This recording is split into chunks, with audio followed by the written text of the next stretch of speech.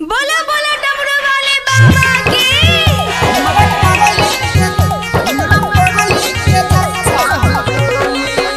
Mintu music studio की धमाकेदार प्रस्तुति।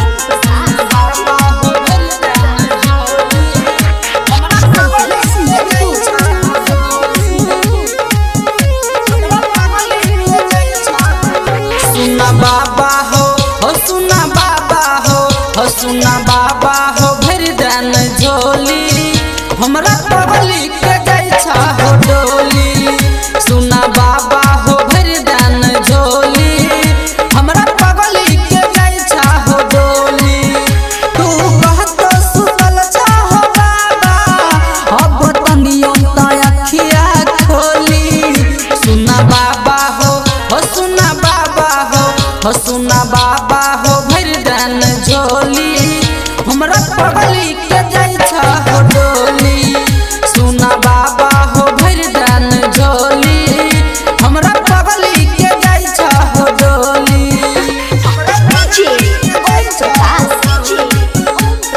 म्यूजिक बाय शशि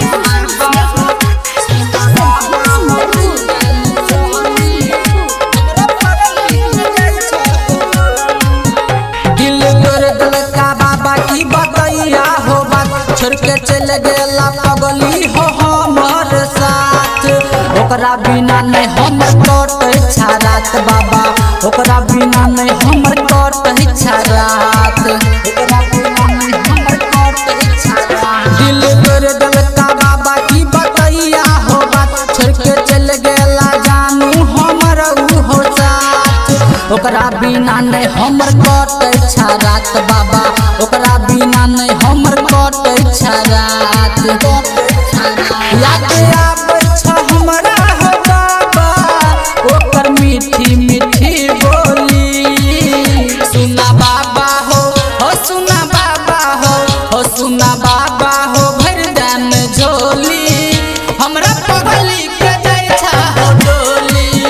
सुना बाबा हो भर दान झोली हमरा पगली के जाय छा हो डोली।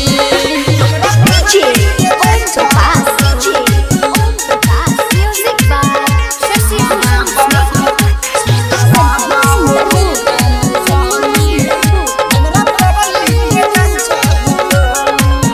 सुनले बतिया तू बाबा भोले शंकर कह छा तोरा से राइटर सिकंदर।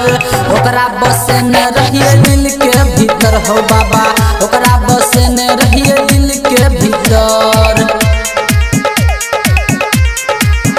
सुनला बतिया तू बाबा भोले शंकर कह छा तोरा से राइटर सिकंदर।